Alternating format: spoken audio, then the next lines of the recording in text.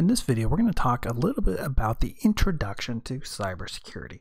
Really, what is cybersecurity and why is it so hard for us to secure computers? Well, let's talk about securing the real world, securing the physical world.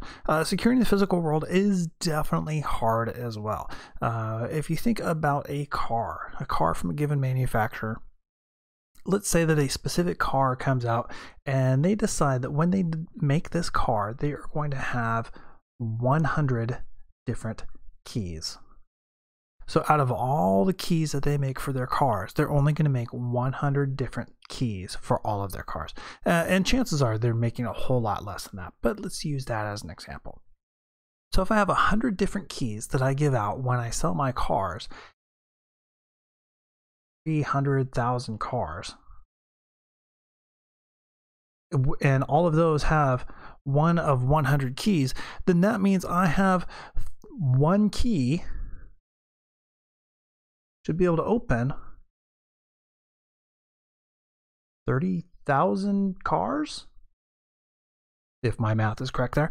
So you can see right there, well, that's pretty silly. Why would you make one key that opens up 30,000 different cars? But at the same time, how would you possibly make 300,000 different keys so that people all throughout the world have different keys for their cars? Then no two cars are unique. And it really comes down to the fact that it's hard for us to do that. Now, that's just one aspect of our lives to where we're talking about the physical keys to our car. And if you may have actually gotten into the situation where you went out to a parking lot and you went to what you thought was your car and you put the key in the door and the door opened. And then it wasn't until you sat down that you realized, hey, this isn't my car. Maybe the person there left it a mess and there's suddenly garbage all over the floor that you weren't expecting. Or it was opposite. It was clean and you were expecting it to be a mess. So you suddenly realize, hey, this isn't my car. My key opened up somebody else's car. Physical security is hard because it's really hard to have 300,000 physical keys that are different just for that one make and model of car. So along with that, we then also get into other physical security issues, such as, well, maybe somebody didn't lock the door. You know what? Maybe your key, maybe that one key that you had did not open that other car, but the other car was left unlocked because somebody forgot to lock it. You know, it's something that you do so frequently, oftentimes it's hard for you to realize that you've missed. In fact, I was just reading a story the other day. Somebody broke into the CIA by simply leaving a note on one of the doors that said, please don't lock this door tonight. And so the door was left unlocked. Now, I don't know if that's true or just somebody making a fun story on the internet, but it seems pretty plausible that somebody put up a note saying, you know, maintenance is working on this door, please don't lock it. Lost keys. How many times have you walked down the road and just found a key sitting on the side of the street? Well, maybe you know what door that goes to. Or, you know, what about excess access? The greatest thing I always remember from growing up in middle school was that we had one janitor and he had a key ring with like 50 different keys on it. And, you know, we'd always joke about, well, how does he find the right key for the door? But really, I mean, how many keys do you have that you were given to at one point that probably still work somewhere, even though you're not at that location anymore? This happens a lot in corporate environments where you're in one location and they give you a key to that office. And then you move to another location and now you have a different key to a different office, but you still have the old key that goes along with it.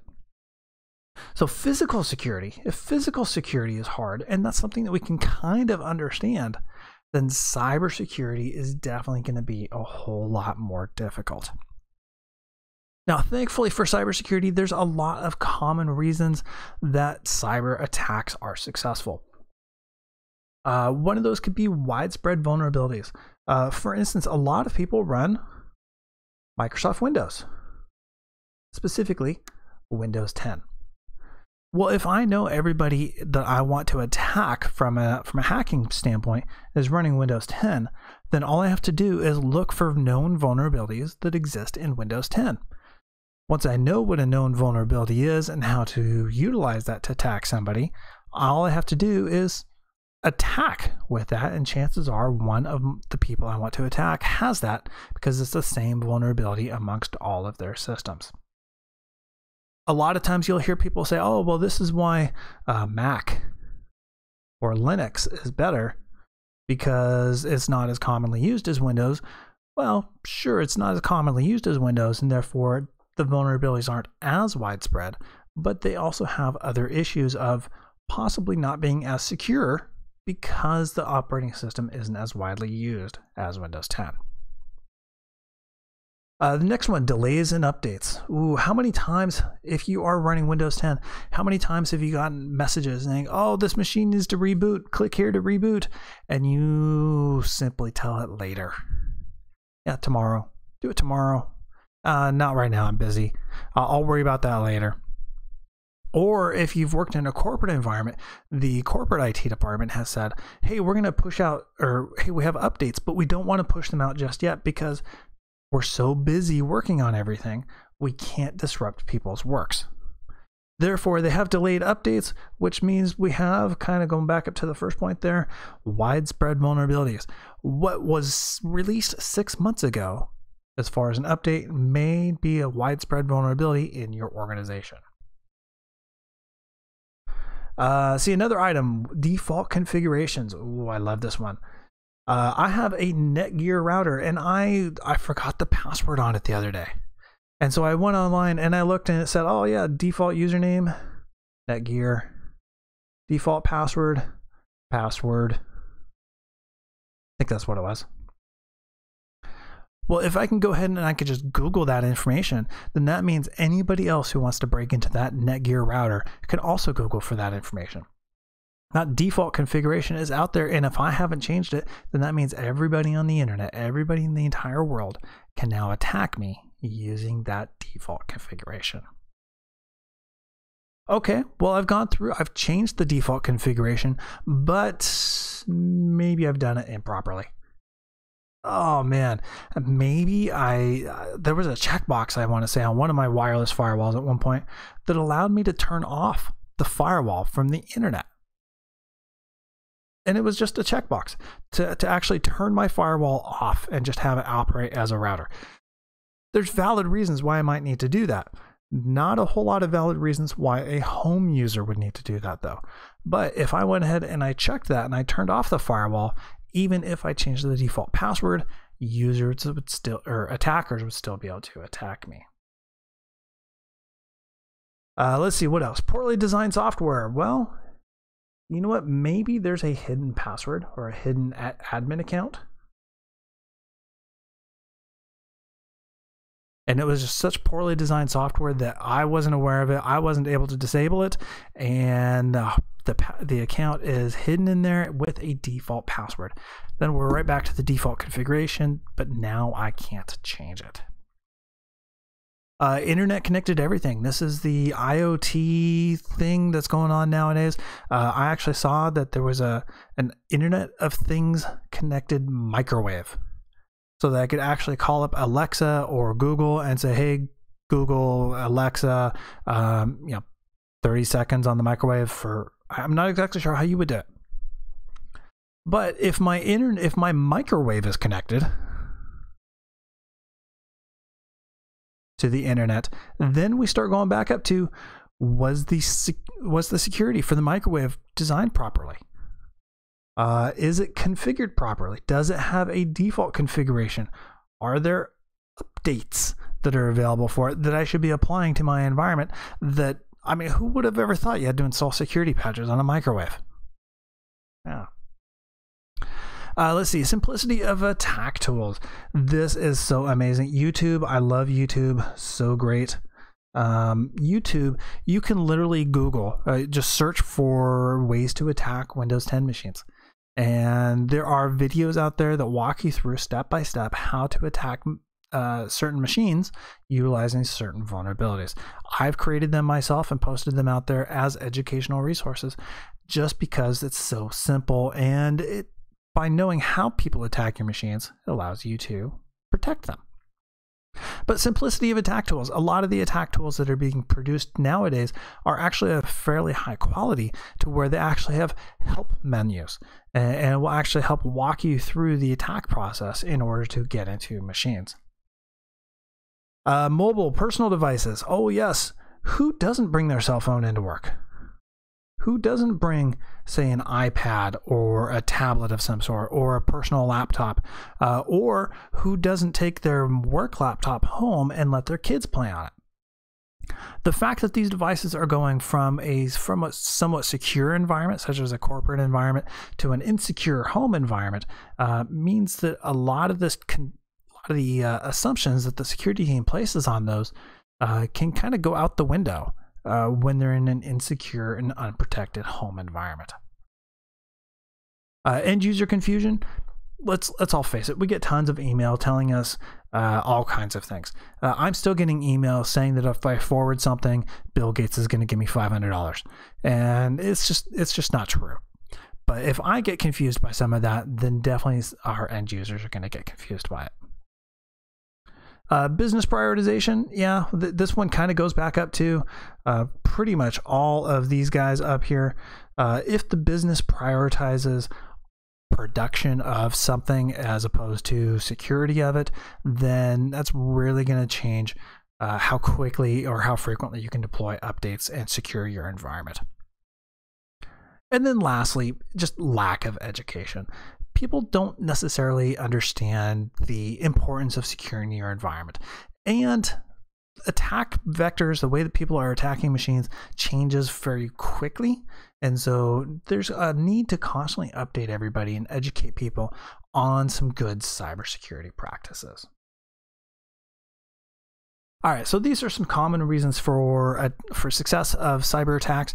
It's not the only, it's not an end-all be-all reason, but it is some very common purposes or common reasons for it. So now that we've got those, let's talk a little bit about what we as cybersecurity engineers are trying to do. Cybersecurity engineers, we have something that's called the CIA Triad. It's not the CIA you're thinking of. This actually stands for confidentiality, integrity, and availability. And it's these three key components that you really want to focus on when you're trying to secure an environment.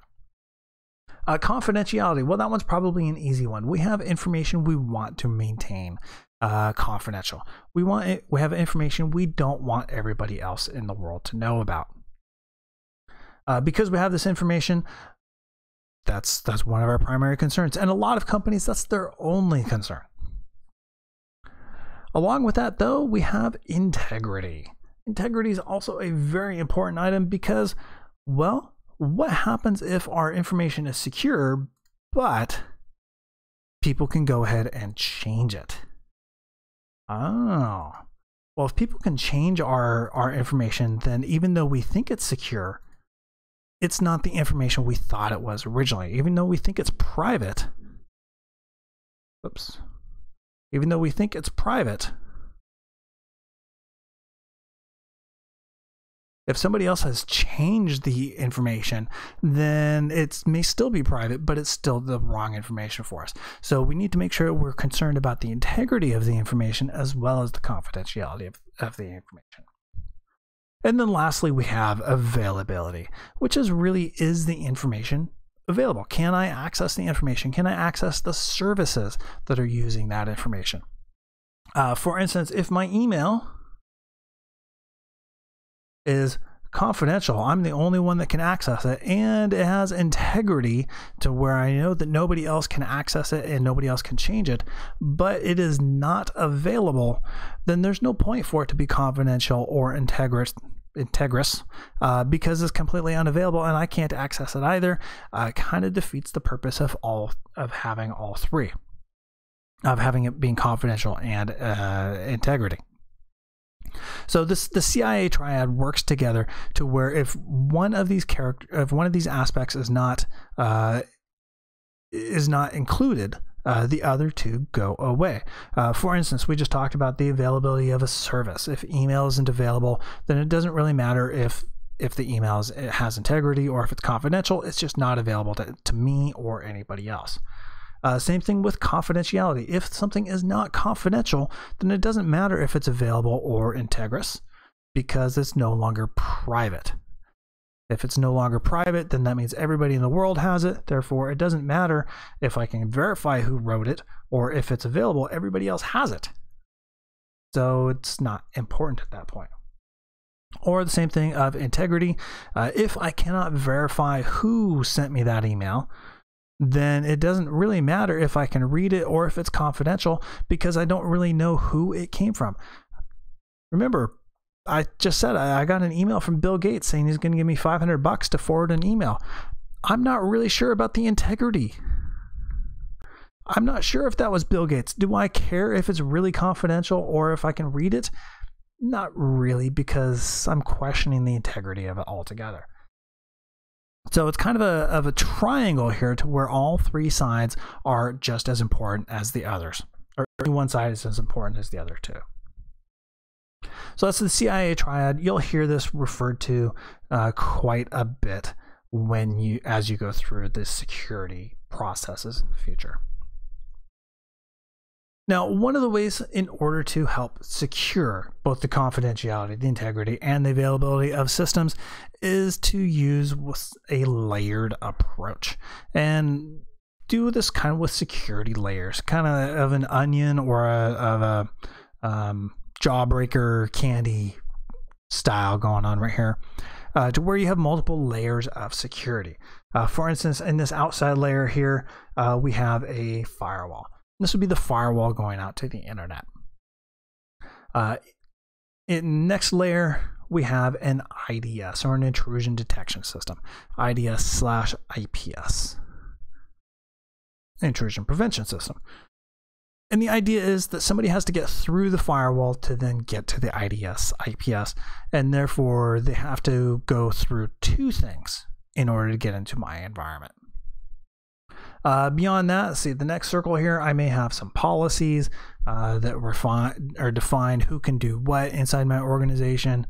Inside of that, I have maybe the computer firewall, the software firewall that's built into Windows or Linux or whatever operating system I'm running.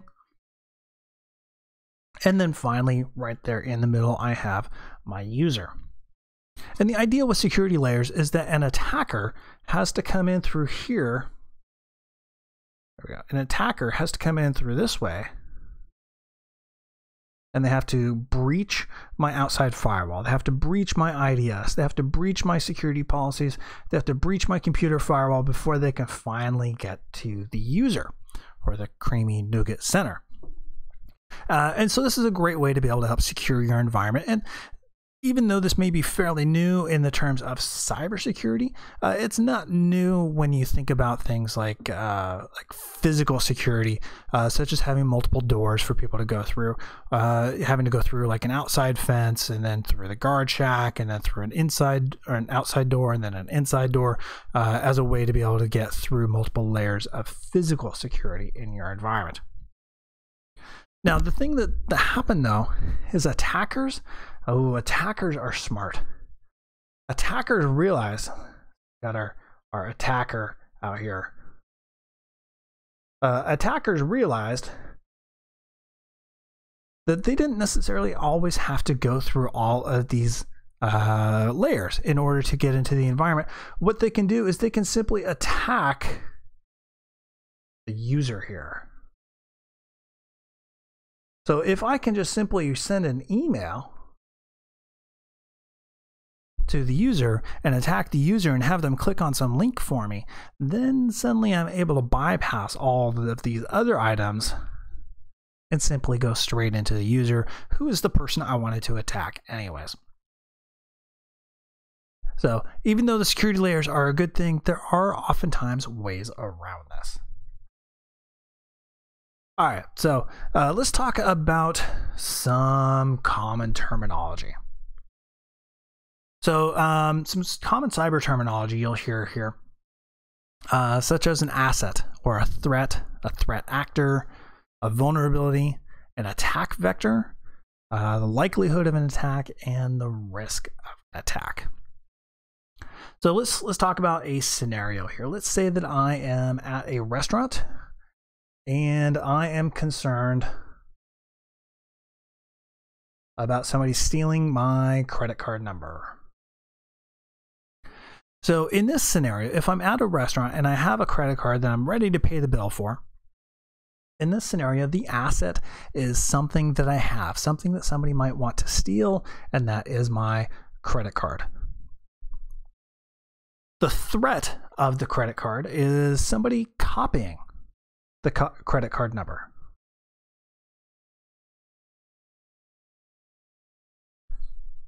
Okay, so that's the threat.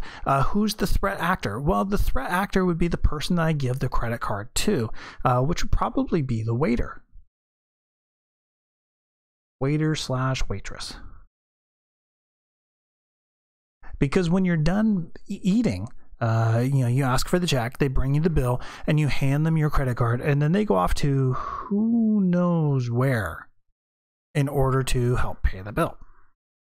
So the vulnerability, the real vulnerability here is not the fact that I've given them my credit card, but the fact that they can copy the credit card number. Now, I mean, if I give my credit card to a waiter or a waitress and then they come back with a receipt but no credit card, I'm immediately going to be concerned. I'm going to say, hey, where's my credit card? Or I'm going to be calling up Visa or MasterCard saying, hey, my card's been stolen. Please cancel it. At which point, the vulnerability is gone. But the thing about credit cards is 99% of the times, all you need is the numbers on the front and the numbers on the back, and that's all you need out of the credit card number, or out of the credit card, is you can just copy that. You can write that down on a piece of paper. So that's the actual vulnerability, is them stealing either the whole card and me not noticing, or them just copying the numbers without me knowing. At that point, the attack vector, well, this is them taking the card. So how do they actually attack me? What is the attack there? Well, that's them taking the card to pay. And then what's the likelihood of this happening? So now that we've gone through, we talked about the threat or the asset. We've talked about the actual threat. So what might be stolen? What do I want to protect? What am I going to protect it against? Who might be trying to steal this asset? And then how are they going to do it? What's the vulnerability or the threat attack vector? And then lastly, what is the likelihood of this happening? Well, this is really going to depend. In this specific scenario of a restaurant, it's going to really depend on the restaurant.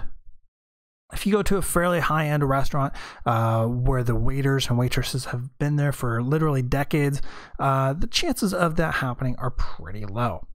If you go to a not so high-end restaurant where maybe it's run out of the back of some guy's truck, maybe the likelihood is a little bit higher. So it's really going to depend for this specific scenario. But I mean, it's not really that hard to write down somebody's credit card numbers. So it's not zero. It is a certain level of a likelihood of it. And then lastly, what is the risk? Well, the actual risk is that money will be stolen. Possibly some identity theft. So it could be a fairly big pain in the rear. And so what we kind of do is we look through these things and we say, well, you know what, with the likelihood and the risk, maybe the likelihood is high and the risk is high. And therefore, when somebody comes to look for my credit card number, I'm going to say, no, I'm paying cash, or no, I'll put it in myself, something along those lines. So this is some common terminology that's used in the cyber world, and we'll talk about this as we go forward in the future. All right, and then let's talk about some threat actors. Now, this is not all of the actors. This is not all the categories that are out there, but this is probably the most common list or common grouping that you'll find out there with regards to the type of threat actors that there might be.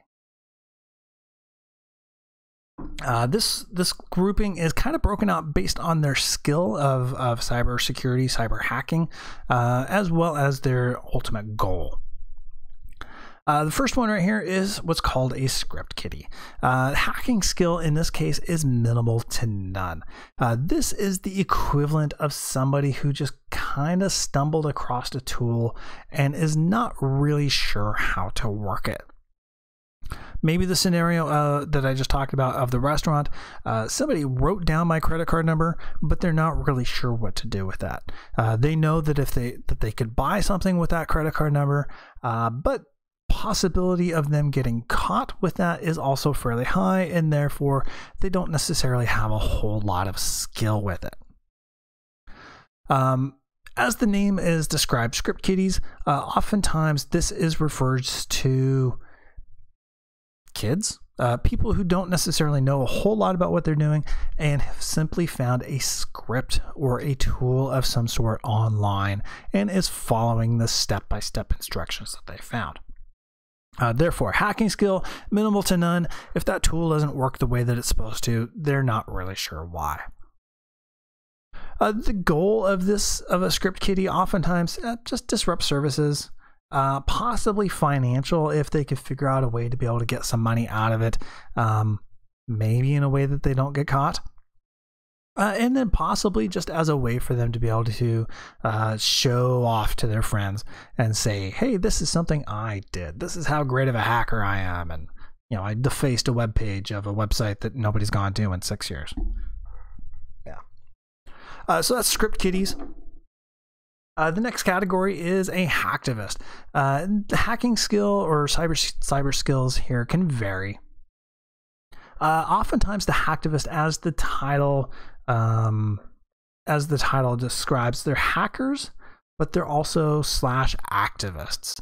And therefore, oftentimes their goals are political statements or to be able to bring attention to an issue or some perceived issue that they feel. Several years ago, there was a popular group called Anonymous. And I believe that they would have fallen into this hacktivist realm.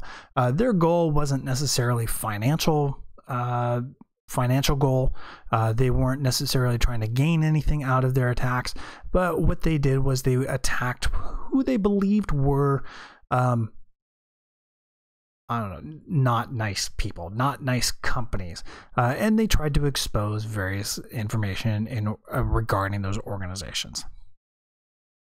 So hacktivists, they can have quite a bit of hacking skill depending on the group, or they could be, just simply script kiddies who have the goal of some sort of a political attention to something. The next group is an insider threat. Now, the insider threat, this is probably one of the scariest ones. When you look at the possibility of one of these happening to you, what's the possibility of a script kiddie? Maybe this is low. Of a company being attacked by a script kiddie, probably pretty low, just simply due to the hacking skill and the security built into them. Company being attacked by a hacktivist, again, pretty low, unless they're working for the military or something like that, or logging or something that would draw activists against them. The purpose of an insider, however, this is probably pretty high of being attacked by an insider, because of the fact that this is an insider. This is somebody who's inside of your company who, for some reason, feels that they're not getting not benefiting from the organization as much as they should. And this could be somebody who was just recently laid off, or somebody who thinks they're being laid off, or somebody who has a legitimate or an illegitimate beef with the organization to some degree. Oftentimes, the hacking skill of insiders is minimal to none. They're not necessarily skilled cybersecurity hackers, but the probability of damage from them could actually be fairly high. What's the probability of me, shorting out a power outlet in order to kill the power to all the computers around me? Well, it's not really that hard to shove a paperclip into the wall, and chances are that when that happens, it's going to short out, an entire wing of a building. So the potential disruption is pretty high in that scenario. So goals, oftentimes, yeah, like I said, retaliation, some sabotage of some sort. Maybe there's some financial aspects here with some insider trading. Maybe they know that, hey, something's going on. I'm going to hack into my boss's email, hack by watching what password they type in order to see, who we're working with to try to do some insider trading, or it's flat out embezzlement or theft from the organization. One of the probably the scariest aspects of insider threats is that it could be literally anybody inside the organization. One of the common ones that you see here, especially as an example, is the janitor.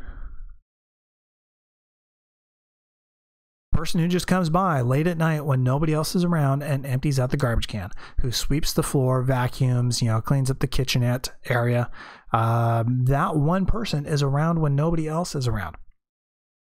Well, what's going to happen if they're getting paid minimum wage? Somebody shows up and says, hey, here's $500. Just put a USB drive into a computer. And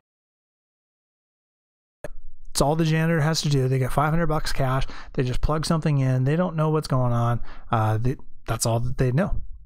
And so the probability of that happening is actually fairly high in a lot of organizations because it's not really that big of a concern to them.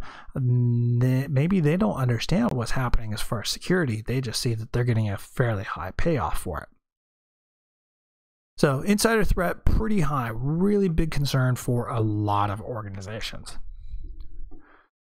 And then the last one is a nation state. Now, the probability of your individual organizations being attacked by a nation state is low, just because the goals for a nation state. Oftentimes, a nation state, this is actually a country attacking another country. And oftentimes their goal is disruption of national services. We're talking power grid. We're talking water, traffic control, something major in the national area, or even national defense, hacking of radar dishes, hacking of jets so that they can't fly over your land, something along those lines. So the possibility of your individual organization being attacked by that is pretty low. However, the probability of it actually being successful once they've decided to is excellent. One of the most popularly described methods or attacks in the past has been the Stuxnet attack. While never officially claimed by the U.S. government, it is believed that the Stuxnet virus was actually written by the U.S. government to be used against the Iranian nuclear centrifuges. Though not officially described as being theirs, people have put together 2 and 2 and have suggested that it was the U.S. government. The Iranian nuclear centrifuges, basically they were trying to create fusionable material by spinning it around and separating it up. This was on a completely isolated network, and so there was no way for any attackers to get into it until somebody came up with this Stuxnet virus that they put onto a USB drive. Once they put the Stuxnet virus onto a USB drive, they just handed them out to anybody and everybody they could at some conference. One of the people that worked on the Iranian centrifuges went back home and plugged it in on the private network, and then the virus got copied over to the internal machines, caused the centrifuges to run too fast, and wore themselves out. Now, I'm hoping that was the right country. Iran? Iraq? I think one of those. So this was an example of what is believed to be a nation-state attack.